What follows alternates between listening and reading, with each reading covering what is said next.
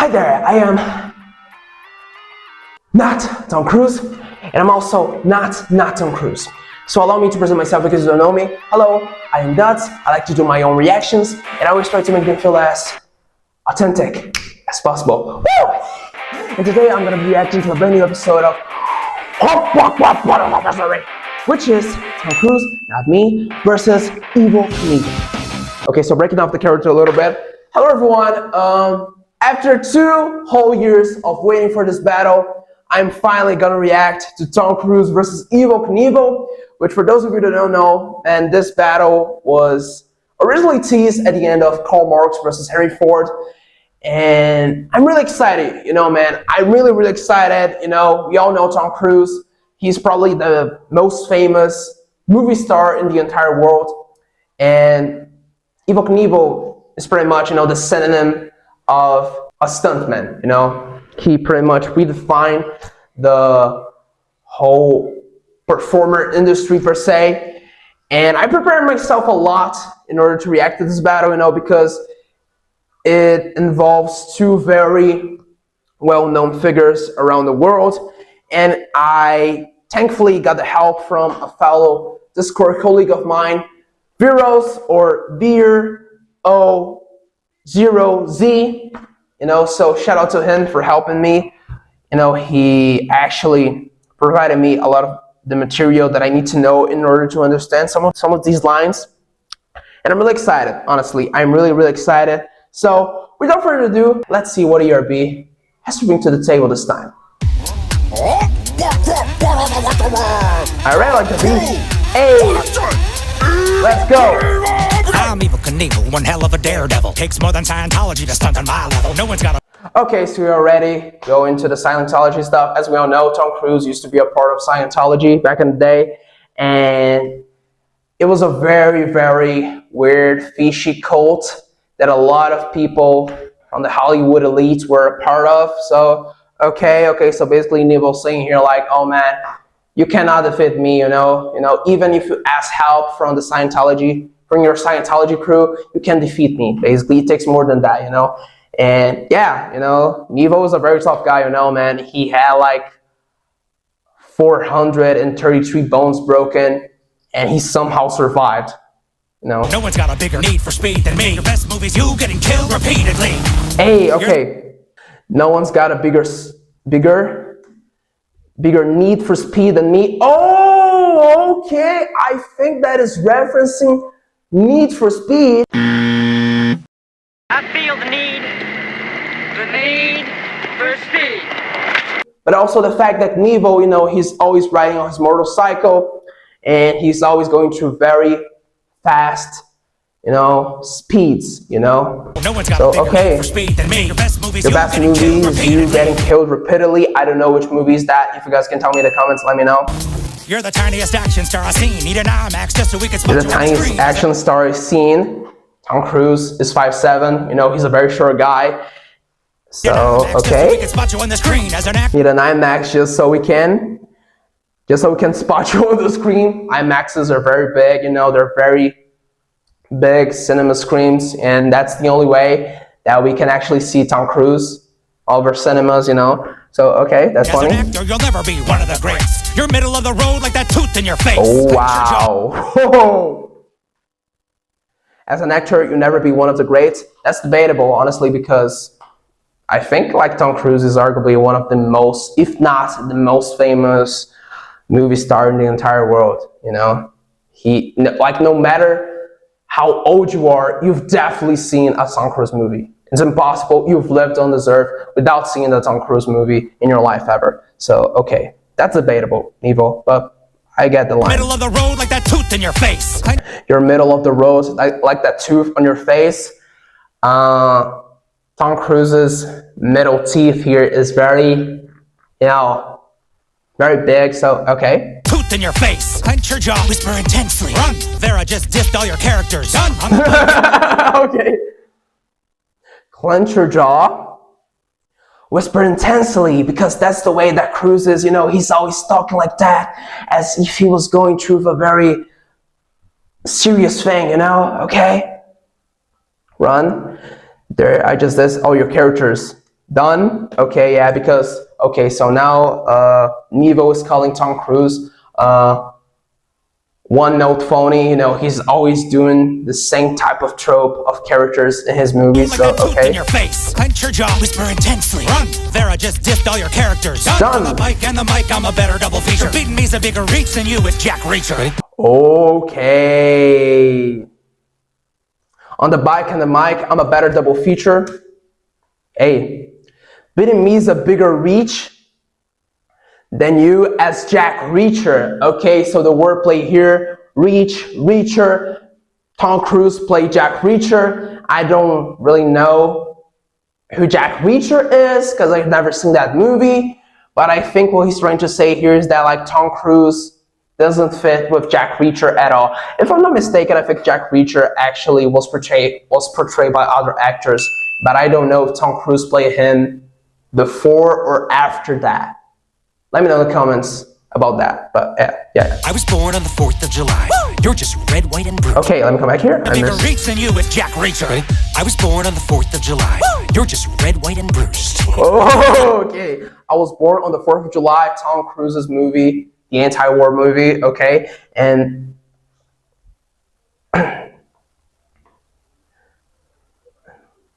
okay, so that's the character that he plays, you know, on the wheelchair and everything, all right? You're just red, white, and bruised. Okay, you're just red, white, and bruised. He said this instead of red, white, and blue because, you know, Knievel is always wearing the USA flag on his uniform, but bruised because, as I've mentioned, Evel got a lot of, you know, fractures, concussions, and everything like that from his stunts. So, okay. But here's the truth. You can't handle the cruise. You talk a lot of crap, but here's the truth. You can't handle the cruise, you know, as in Tom Cruise, but I think that is referencing that Marine movie that Tom Cruise made. That's maybe a quote from that movie. I've never seen that movie, but let me check here just to confirm. Okay, so I think this character, from what I can see here, it's Navy Lieutenant Daniel Kaffee in the 1992 movie, A Few Good Men, who is a judge, advocate general, lawyer, supposed to defend 2 Marines. So that's really cool. I like the switching up the costumes thingy here that is happening, very good. And that's also the Risky Business Household, you know, the 1983 movie. I think that's probably like one of the most well-known Cruise's movies. So okay. Suit insults our country. I look more dignified sliding in my undies. But you let my hands Hey, okay, so here's the reference to the iconic Risky Business scene where, you know, Tom Cruise is dancing in his undies on the household. Okay, that is really fun. Let me come back here.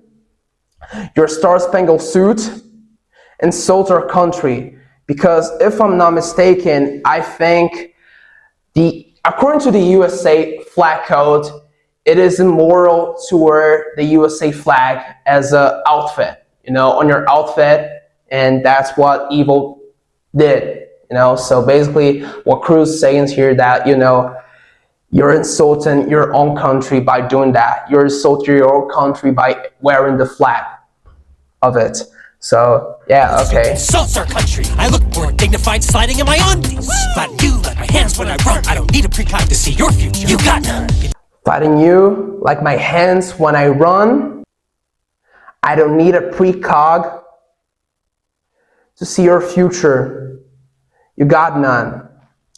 That might be a reference to one of the Mission Impossible movies. I don't know what a precog is, but okay, let's continue. You did a lot of jumps, barely landed one. I should have called that the Snake River can't done. Okay, so wait a minute. Okay, let me come back here. You did a lot of jumps, rarely landed one. Okay, that is a fair argument because, you know, as amazing as Knievel stunts were, in a lot of them, he never really landed in a very good way, you know. If I'm not mistaken, on the there was this one stunt that he did. I don't remember when. I think it was at the Wembley Stadium from 1975, you know, man, because when he landed, he pretty much, you know, he hit his neck, and like he wouldn't stop rolling. And then there was a point that the motorcycle started running over him, and he only stopped when he hit a wall, you know. And also on the iconic Snake River Canyon, you know, one of his most iconic stunts ever, he didn't really conclude the stunt. You know, he didn't really cross the canyon. He only went into it, you know. So like, yeah, that is a fair argument. And from what I can see here, I think that is a reference to Eyes Wide Shut, you know, that Tom Cruise movie where he plays a billionaire and he gets into a cult and he sees all of that creepy stuff and everything like that, you know, man. So if I'm not mistaken, that was Kubrick's last movie that he ever did, you know. And a lot of people actually theorized that the reason of why that was Kubrick's last movie was that in fact he wasn't covering all of the shady stuff that Hollywood was doing, you know, involving cult stuff and everything like that. And it's kind of ironic that, you know, Cruise played the main character in that because, you know, he's a part of Scientology. He used to be a part of Scientology, so, okay. You got none. You did a lot of moves. Barely landed one. I should have called it the Snake River Canyon. Should have called it the Snake River Canyon. Okay, I think that is kind of a stretch for a line, but yeah, as I've mentioned, no, he didn't really, Knievel never really was able to conclude the Snake River Canyon stunt, you know. So yeah, okay. River Canyon. You beat an unarmed man with a bat. I play lawyers, but I can't defend that. You beat an unarmed man with a bat. Now I've played lawyers, but I can't defend that. Okay, so now we're getting to the good stuff. So here's a little story. During the tour that Knievel was doing, I think all the way back in 1975, his promoter, Shelley Salty, he wrote a book called Evel Knievel on Tour, where he pretty much, you know, detailed everything that happened on that tour, behind the scenes, Knievel's behavior and everything like that. And honestly, that book didn't paint Knievel as a very good guy, you know, because there were accusations of Knievel being an alcoholic, very egotistical guy, you know, pill addict, anti-Semite. That, of course, pissed Knievel a lot to the point where he grabbed a baseball bat, just like this one. He calls a friend of his, Knievel's friend. He held Shelley, and Knievel broke Shelley's arm and wrist, which resulted in a $13 million lawsuit. And yeah, man, it is a very crazy thing, you know. And I actually ended up discovering that a lot of the things said on this book were true, you know. So it was a very, very hypocritical move, you know, for Knievel, you know, being a guy, and the guy doesn't even have a chance of defending himself because he's getting, you know, held on by another person. So yeah.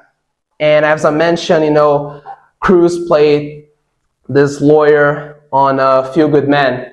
So yeah, he can defend that. He can't let that pass, you know, because it was a very coward thing to do. So yeah. For you, I quit giving acting reviews. You got tricked by a cop playing a prostitute. You're a drunk stomach.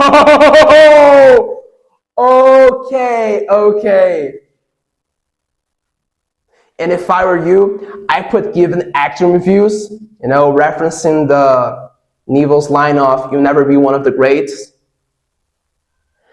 You got tricked by a cop playing a prostitute, you know. Knievel ended up getting, you know, caught by the police because I think like in the late 60s, Knievel actually went to a prostitute requesting sex, and it was actually an undercover cop. So okay, yeah, that's funny. You got tricked by a cop playing a prostitute. You're a drunk stunt monkey and your son followed suit. And you both crashed out and got buried in nukes. You're a drunk stunt monkey and your son followed suit, and you both crashed out and got buried in buttes. Yikes. Okay, so basically, Robbie Knievel, Evel Knievel's son, he also ended up becoming a stuntman. He actually started doing stunts at the very age of 8.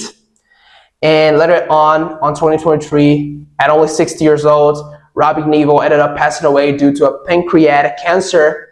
And he got buried on the same place, literally by the side of his father in Butte, you know, so yeah. Down and got buried in dukes. I see what you did, man. You wanna talk about wives and kids, man? I jumped 14 buses, but you know what's farther. The distance Katie Holmes keeps you from your daughter. You pray to aliens. Oh my God. Okay, so, you know, Cruz went for, you know, Knievel's family. And I think it was, you know, very fair that Knievel would do the same thing, but oh my God.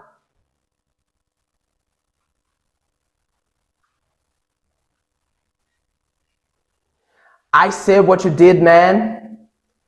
You want to talk about wives and kids, man? I jumped 14 buses, one of Knievel's most iconic stunts, okay? When you know what's farther, the distance Katie Holmes keeps you from your daughter. Ouch! Because in 2012, Katie Holmes and Tom Cruise, you know, they filed a divorce, and Cruise's daughter that, you know, he ended up having in the marriage with Katie, you know, actually changed her last name to not have any relation with the Cruise family.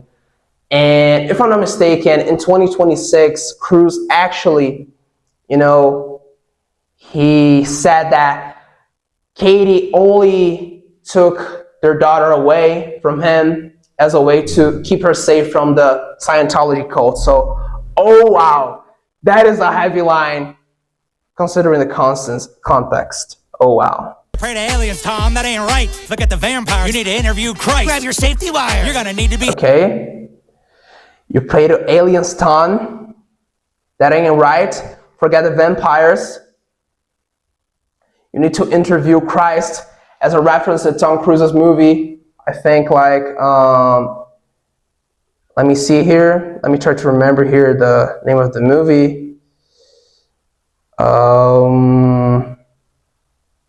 Okay, Interview. Okay, so the 1994 film, Interview with the Vampire, where Tom Cruise plays the vampire. Lestat. You need to interview Christ.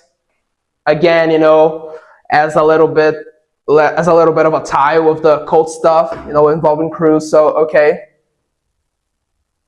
And also coming back here a little bit on this line, you need to interview Christ. Knievel, I think he was a very advocate Christian. He was very open about his Christianity. He always talked about God in interviews and such. So, okay, there's a cool detail there. Hubbard, you're taking the L. No. Grab your safety wire. You're gonna need to be held. Because just like Ron Hubbard, you're taking the L. Okay, so here's another line reference Scientology. Ron Hubbard, you know, he was the founder of Scientology, and his name was actually L. Ron Hubbard. You know, so you're taking the L. You're losing this battle. Okay, this is really good. This is really good. I like that. I'm above you when I'm dangling an inch off the floor. I'll pop you harder than you pop pills. You one-trick jackass hit Johnny Knoxville. Okay, here's the Mission Impossible reference. Oh my God. No one even knows who you are anymore. I'm above you when I'm dangling an inch off the floor because, you know, Evel Knievel's dad, he's now buried. So technically, when Tom Cruise is 1 inch above him, you know, because, you know, he's buried, and, you know, that. Okay. Inch off the floor. I'll pop you harder than you pop pills. You one-trick jackass hit Johnny Knoxville. All your pop. I'll pop you harder than you pop pills. Again, you know, referencing the Evel Knievel on Tour book, you know, because that book also said that Knievel was a pill addict. So, okay, yeah. You one trick jackass, heck Johnny Knoxville. Jackass, you know, as we all know, Johnny Knoxville was always very open about having his stunts. Actually, I think he was very inspired to start his own stunts based on Evel Knievel. Jackass, Johnny Knoxville is a part of the Jackass franchise. He's the host, co-creator, and everything like that. So yeah. All you're popping is your lips from the filler you inject. I've been snapping on you like Goose's neck. Your rapping is worse than the Mummy in 3D, like a dry hand job. You don't complete me. The only stunt of yours people boast about is your psycho jump up on Oprah's couch. Okay, let me go back here. All you're popping is your lips from the filler you inject. Okay. I've been snapping on you like Goose's neck. God, I don't remember that. I don't remember. What is the reference, man? I don't remember what is the reference. Oh, okay. Oh, no. So I got it. That is actually a reference to Top Gun, because that is a reference to Nick Goose Bradshaw's death, on Top Gun, because during a training flight, Goose's plane enters a violent flat spin, forcing the pilot to initiate an emergency ejection that goes wrong. And while being ejected, Goose's head hits the canopy structure, snapping his neck and killing him. So, ouch. Okay. You like Goose's neck. Your rapping is worse than the Mummy in 3D. Like your rapping is worse than the Mummy in 3D. Tom Cruise was a part of the Mummy, and that is considered like. That is not a good movie, unfortunately. Even the director admitted that this was one of the biggest failures in his career. So that hurts, man. That hurts. Like a dry hand job, you don't complete me. Like a dry hand job, you don't complete me. Okay. The only stunt of yours people boast about is your psycho jump up on Oprah's couch. Yes, I was waiting for the reference.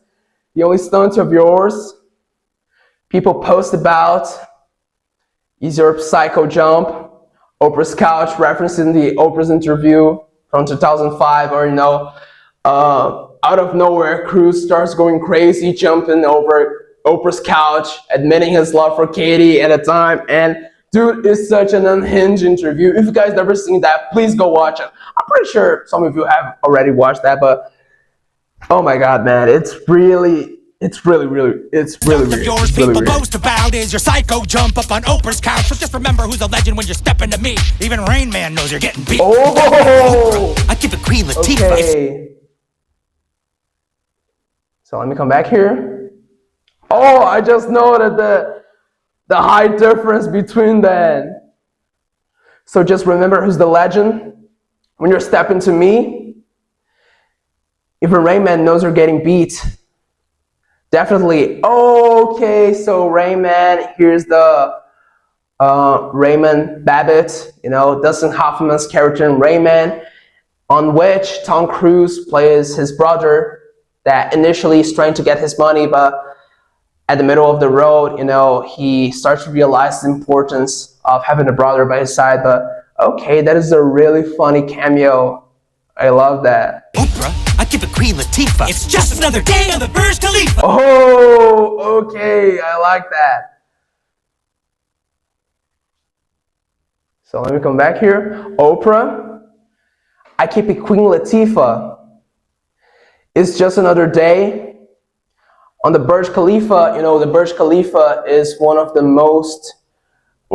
used to be considered one of the tallest building in the entire world. And on Mission Impossible Ghost Protocol, there's a scene where Tom Cruise literally, he starts climbing up the Burj Khalifa, And there's also the reference here to Queen Latifah's song, It's Just Another Day from 1993. That is really funny. Okay. I give it Queen Latifah. It's just another day on the Burj Khalifa. Yes, I grew up with your stunt cycle toy. I've been pushing you around since I was a little boy. Okay, I like that reference. Woo! So basically, there was this brand of this franchise that Ideal Toys made for Evel Knievel at the time. Evel Knievel's stunt cycle, and it ended up becoming one of the most sold toys at a time around the 70s. And basically, Tom Cruise, he grew up playing those toys, and basically here was he saying that like, I've been pushing you around since I was a little boy. I've been pushing you around, you know, man. I'm literally dragging you through this battle, but also, you know, because the toy basically consists of, you know, the toy being pushed around. So, okay, I really like that. The playing words here is so good, man. Since I was a little boy, you ended up a bankrupt crash test dummy. Show me the money! Okay. You ended up a bankrupt, and here's, you know, Pete back as Raymond Babbitt. Okay, you ended up a bankrupt, crash test dummy. Show me the money. Hey, the reference from Jerry Maguire. Show me the money. Hey, and also the reference from the Crash Test Dummy song. Because, you know, like crash test dummies are used to, you know, test dangerous things, you know, once they're getting hit. And basically, Tom Cruise is comparing Evel Knievel to a crash test dummy because he always used to get beat towards things and everything like that. So, okay, that's really, really good.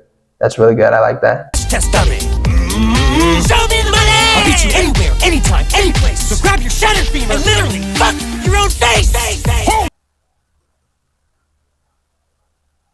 Les Grossman. Oh my God. Yes. I'll beat you anywhere, anytime, any place. So grab your shattered femur and literally F your own face. Yes. So here's Tom Cruise as Les Grossman from Tropical Thunder. I've just watched it today. Amazing movie. And my God, man, that was fun. Anywhere, anytime, any place. So grab your shattered femur and literally fuck your own face. Hey.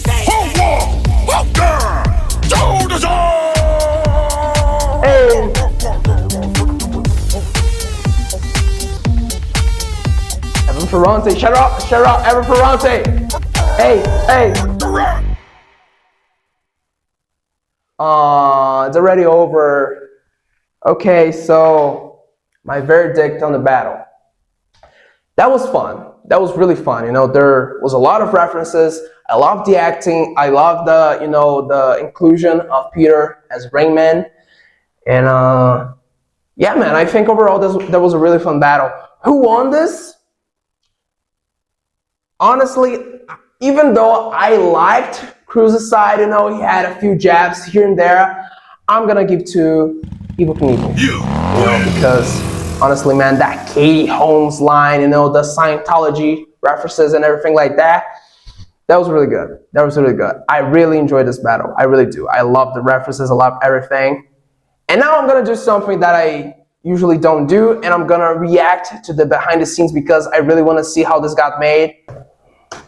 Welcome to the behind the scenes. Hey, Evel, let's go. There is no substitute.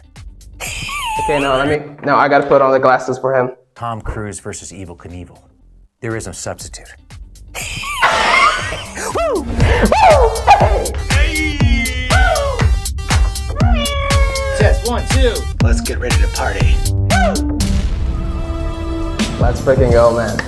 Oh, hello. Welcome to the behind the Peter. scenes of Tom Cruise versus Evel Knievel. I want to address this right off the bat. There was no AI used in the making of this video or song. We used generative AI in our last battle. It was a scarf. I forgot to get an isolated shot of a scarf billowing in the wind. And I was like, oh, maybe I can use one of these things to get me a scarf. So I need a red scarf billowing on a green screen. And it made it. And I talked about it in the behind the scenes. And the response was very clear. Many people who watched the Epic Rap Battles of History do not want us to use any kind of generative AI in the process. We had a little meeting about it and we said, you know what? We don't need to. Your voices and your opinions are important to us. It's a long tradition here at Epic Rap Battles of History to listen to what you have to say. So we made that decision. We decided to actually go the total opposite direction with this battle and just make it obvious that this is not real. Like, he's not really on this motorcycle. That's why we decided to do the dummy shot. 1, 2, 3. Oh, yeah. Yep. That was amazing. That was a really funny Instead shot, of using a honestly. bunch of AI to make things look, I don't know, perfect, We just decided to have fun and make something ourselves and with our crew that was fun. Hey. Play back. Bro, that's kind of what he looked like when he landed on the fucking Caesars. Hey man, ERB's going on a live concert tour. Yeah! They're gonna be in all these US cities and Vancouver, Canada, opening for Starbomb. And they're gonna be in Florida, playing headlining shows in Oh. Orlando, Bradenton, Gainesville, and Tallahassee. All right. Visit erbofhistory.com for Stay tuned. details and tickets. We got the idea for this battle as a part of an online writing class where we wrote and recorded a full battle in 3 days. We got a bunch of suggestions from you guys. It was like Patton versus Rommel and a couple others, but one of them was Tom Cruise versus Evel Knievel. How high of a couch you have to jump on to see your daughter from here? It wasn't if, it was when for Tom Cruise. I think he's a fantastic actor, colorful personality. He's always been on the radar for epic rap battles of history. Originally, there was talk of me playing Tom Cruise, and let's just be real, I just don't have the face. You know what I mean? Like, I'm not afraid of how I look, but I don't look like Tom Cruise. Pete did play Tom Cruise in the initial demo that we made for that class thing. Dance ramp monkey, people paid to see the crash of an adrenaline junkie with bones addicted to crack. Frankly, I'm worried, Robert. You're a wreck, too much stress. Why don't you fly out to LA and let me give you a test? His impression is really funny, but he was always really hesitant to try to go all the way with it, just because it's so easy to get corny on that. As we say around here, I play the Berts. Lloyd plays the Ernies, I play the Berts. And Tom Cruise is, well, he's a... Yes, that's true, you know. He's neither. I thought about seeing if Zach wanted to do it. That didn't work either. It's just hard. But once we found Evan, it all gelled for me. Stretch that back out. I'm ready. Yeah, There we he go. is. No, let me give Evan his flowers here. He has been doing that for 20 years. You know, he has actually made a career out of impersonating Tom Cruise, you know, man, and that is so admirable because the way he does it, it's so perfect and so accurate. You can see that he's passionate about it. You know, he does it in a very professional way. So, you know, shout out Evel Ferrante in case he watches this reaction. You know, I love his work. I actually met his work through FERB, and honestly, I feel very thankful for that. So, shout out to him. I'm ready. There we go. Action! You did a lot of jumps, rarely landed one. I should have called at the Snake River can't gun. You beat an unarmed man with a bat. I play lawyers. But I can defend that. Evel Ferrante is a actor and Tom Cruise impersonator who lives here in Los Angeles. He was a friend of mine. We also know like a whole bunch of similar people, which is very LA. He was super excited to work with us. We were super excited to work with him. He came in, he had a ton of energy. I do my own stunts. Hey, Atul. I first started doing the Tom Cruise impression back in the day, 1997, around that time. I was at Boston University, and my friend Alex Merkin, who I was kind of roommates with, he discovered that I kind of sounded like him. I had his mannerisms, I had his look to some degree. I had better hair back then.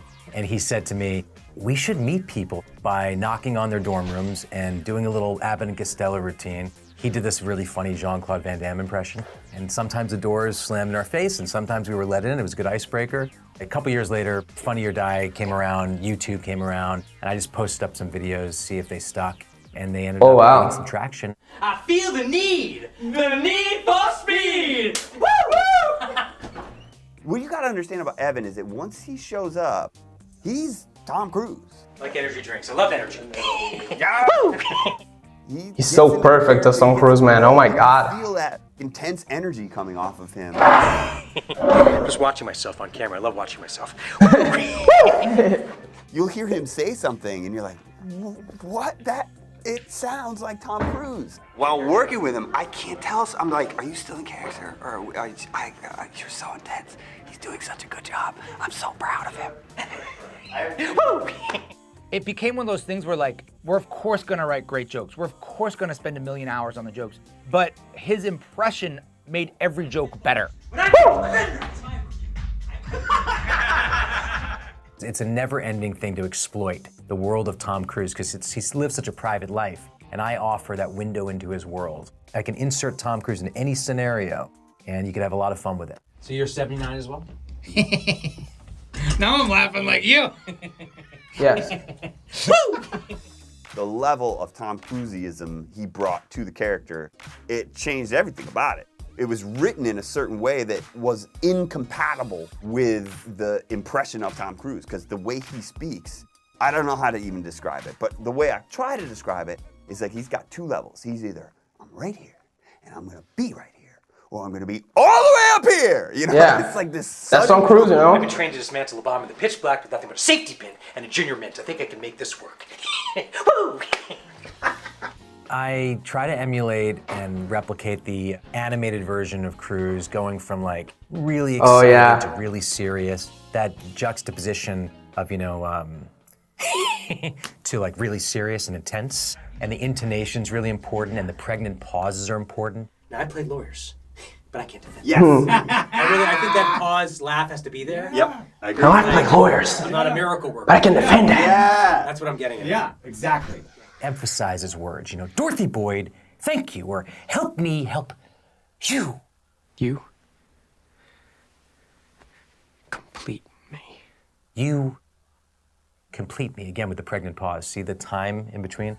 So we had to kind of adjust some of the writing to let the raps accommodate the way that Tom Cruise speaks. Does that make sense? So instead of taking an impression and jamming it into a rap, we tried to take a rap and jam it through an impression.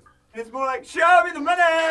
Show me the money! Yes, yes! Show me the money! Show me the money! Yeah. Show me the money! Working with Evan was a delight. I freaking love that scene, you know, from Jerry Maguire. It's so freaking funny, man. It was one of the times when we had a guest that it made it way, way better, in my opinion. Yeah, it was great. Pop too hard and you pop this. You want trick jackass? Hit Johnny Knoxville. God, it's good. Very good. Tom Cruise is ubiquitous, so he's always been in the stratosphere to do it. We thought maybe Tom Cruise versus Johnny Knoxville, that makes sense. But historically, Evel Knievel is more of the inspiration for Jackass and Johnny Knoxville. And incidentally, Tom Cruise was inspired by Evel Knievel as well as a kid. So we thought Evel Knievel was a cooler matchup than any of the other options for Tom Cruise. I'm the root of all evil, and I know. Cause I'm evil. Clench your jaw, whisper intensely. Run, Vera just dissed all your characters. Done, on the bike and the mic, I'm a better double feature. Beating me's a bigger reach than you with So, Evel Knievel, for those of you who might be a little bit younger and not know who he is, was a massive star in like the 70s and 80s. He's a daredevil, specifically rode motorcycles, did motorcycle jumps, was extremely well known for like jumping buses, jumping fountains in Las Vegas. Yeah, man. He was a legendary guy. And this is, again, in the 70s and 80s, so it was less about him being able to do it with all the technology that there is now today in terms of safety and helmets and rigging and stuff. He would just fly over these things and oftentimes would crash and hurt himself very badly. You know, man, something that I've noticed, like, while doing my research for Evel Knievel in order to do this reaction, is that even though he had this fear that things might go wrong, you know, even though he had this knowledge that, you know, oh, I might not be able to do that, he still went and did it. He was a very courageous guy, so that's very admirable for him, you know, and that's, I think, what made him such a legend in the stunt world, you know, because he went and did it anyway, even though that meant that he was going to break all the bones of his body, and he did, but, you know. Badly. No one wants to see me die, but they don't want to miss it if I do. I believe Evel Knievel has the world record for most That is bones true. broken That is true. in a single human being and lived. Shattered his pelvis. He's broken all of his fingers multiple times, all of his legs, all of his arms, his neck. My friend told me to break a leg today. I said, that's more funny than My favorite thing I learned about Evel Knievel over the course of this, he is super smooth, buttery smooth. You gotta be when you're like a stunt pilot. You gotta be calm and cool. Yeah. Because you're doing things that if you lose your He was a ladies' man, you know, man. There's a Had really a lot good of swag. interview with him on a late He night had- talk show. he had the right And he to, comes in and he's you got know, a do it. cane, and To inside act the that cane way, you there's know? like a liquor flask. How fortuitous. Couple of cans of that, I'll go over 50 cards. He's just old school cowboy gangster. Okay, laugh. Smoldering, side mouth I laugh. think, is where we landed for him. Smoldering mixed with psychopathy. You know, like just steely. I kept asking Lloyd to think of Burt Reynolds, specifically Deliverance Burt Reynolds, but really any Burt Reynolds. This is a bad answer to this question because if you don't know who Evel Knievel is, you probably don't know who Burt Reynolds is. They're the same hairy-chested, sexy guy. You know what I mean? Smooth, calm, Yeah. walk into a room. His dick's already been there for 10 minutes. It's all right. You like drugs, Evel Knievel?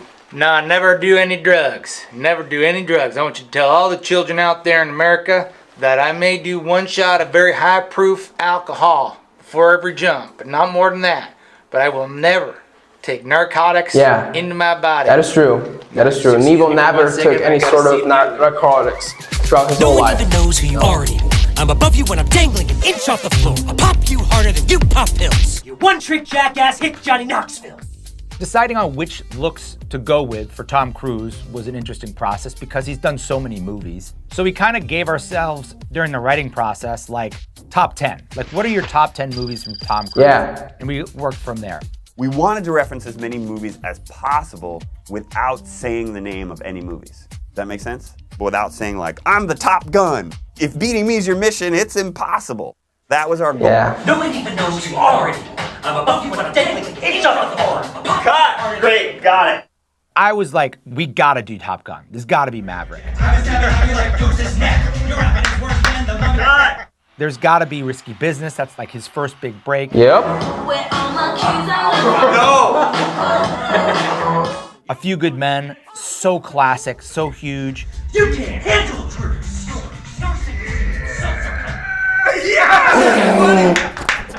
Well, there were some that got cut. We were gonna do a cocktail thing. I had a flowery Oh. shirt and a cocktail shaker. He was gonna use that. But yeah, we just tried to reference as many as possible, either through making some sort of lyrical reference or making some sort of visual reference. Like Eyes Wide Shut. And then just turn to us and say, ouch. That's so good. If you can do that and hold it afterwards, that's great. Here Ouch. we go. Action. That's fun. That's really Hi, fun. this is Nice Peter. I'd like to take a second to tell you about some new t-shirts we put. Oh. We chose a really soft, nice fitting shirt and 2 colors we liked, and we found a cool printer in Minneapolis. And they're available in small, medium, large, extra large, XXL, XXL, and 4XL. That's Larry. I wish I could get one We of also these have our shirts, you know, seasoned but they don't spectacular deliver it posters to my with country. artwork made lovingly by a real human being. And we also found 1 box of original Season 1 CDs. It's all available at erbofhistory.com. You pray to aliens, Tom, that ain't right. Look at the vampire. You need to interview Christ. Grab your safety wire. You're gonna need to be held. Cause just like Ron Hubbard, you're taking the L. Can you add a little bit of Richard Nixon? You're taking the L. I think that's fun. City Knievel over here. Oh Come on. Oh, the cipher. Whew, scared the pants no! off me. Yeah, it was a hard ride. Our wardrobe director on this battle was Pete, pretty much. He found the Evel Knievel leather jumpsuit, I think from an online shop in India? Pakistan. You feel like a Thundercat when you put that thing on. Yeah. It's got, like, It is hockey very rad, pads honestly, sewed man. into the knees. It's Very got rad. shoulder pads. It's got elbow pads. It makes you want to run into a wall, is what it does. Your job is for intensely. I am a thrift store junkie. I'm looking for stuff for months. So finding a Tom Cruise Risky Business shirt, there's a Navy surplus store, got a Navy jacket, Evel Knievel helmet found on eBay. It's like a treasure hunt. Like I know what I'm finding, I know it's out there somewhere. Can I get it for $18 or less? That's the question. What was the hardest? Well, it wasn't that Evel Knievel wig, I can tell you that. I love it already. Yeah. I love it already. It doesn't take much. I found that piece on eBay.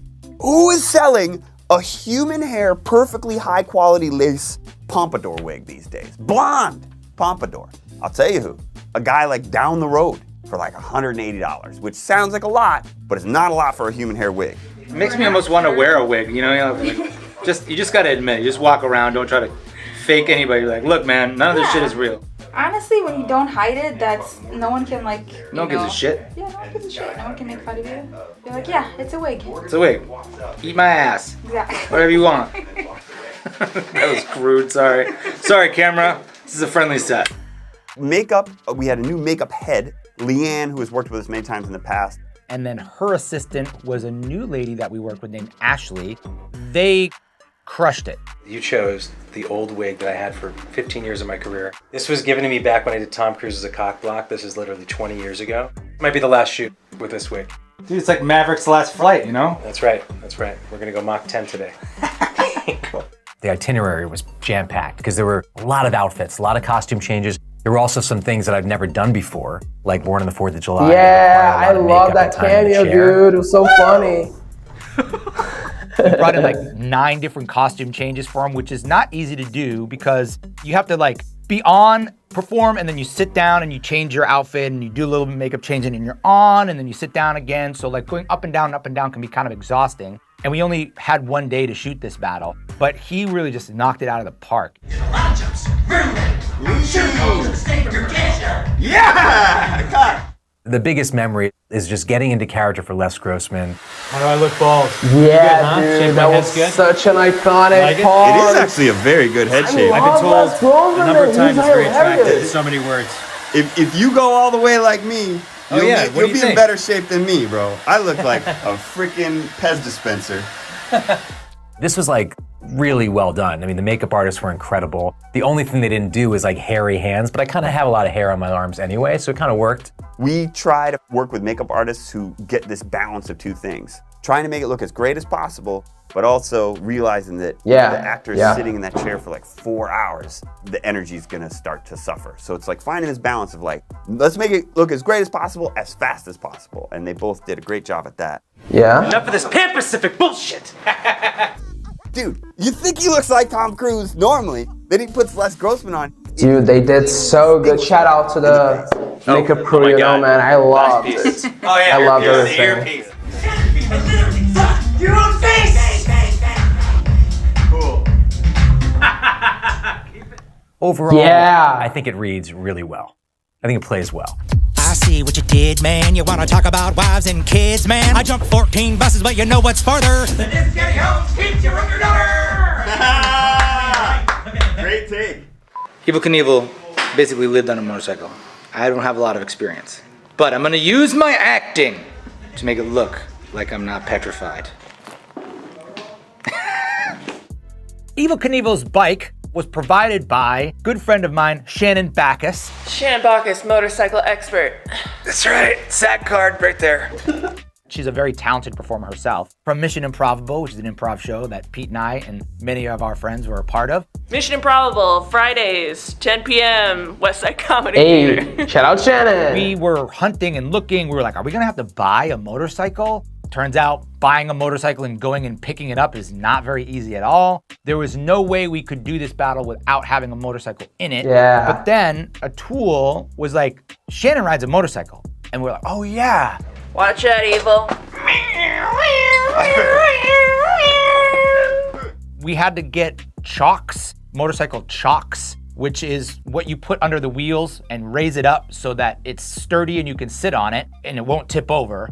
I've heard so many stories and met so many people that have like tipped these things over on their leg and snapped their leg in half because those things are heavy. Well, watch your toes, I can't see. Yeah, you're good. Toes clear.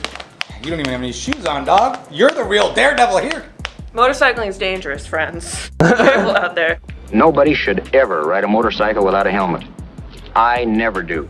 I was nervous on this thing, but Shannon was so cool and she was so knowledgeable, made it feel really comfortable for me. So shout out to Shannon. This is me and my riding buddy. We're gonna be at the Sturgis rally. Check it out. We'll see you there in South Dakota. Yeah. You ended up a bankrupt crash test dummy. Show me the money! I'll beat you anywhere, anytime, anyplace. So grab your shattered femur and literally fuck your own face. That's it, dude. That's it. That's so funny. Yeah. This concludes our episode of Behind the Scenes. We had a good time making this one. It took a long time to squirt Really out. fun episode, And we're gonna try, honestly. I think next time to just squirt out something fast, like the old days. You know what I mean? Without losing our minds. That's the key. So on socials, I'm not Tom Cruise. Google me. It's pretty easy to find me. I also love spreading joy through the platform Cameo. I do these like personalized shout out videos for any occasion except breakups because it's bad karma. But I like to do Honestly, these videos man, for people because such a good battle. people love them and I they loved appreciate it. them and it spreads joy and that's why I keep doing what I'm doing. Thanks for watching this battle. Thanks for supporting us for so many years. Bye. Hey. Woo! Hey. I think that's a good call to end this episode, so thank you guys so much for watching, support ERB, support everyone who participated in this battle, and I'll see you guys on the next video. Hey. Peace!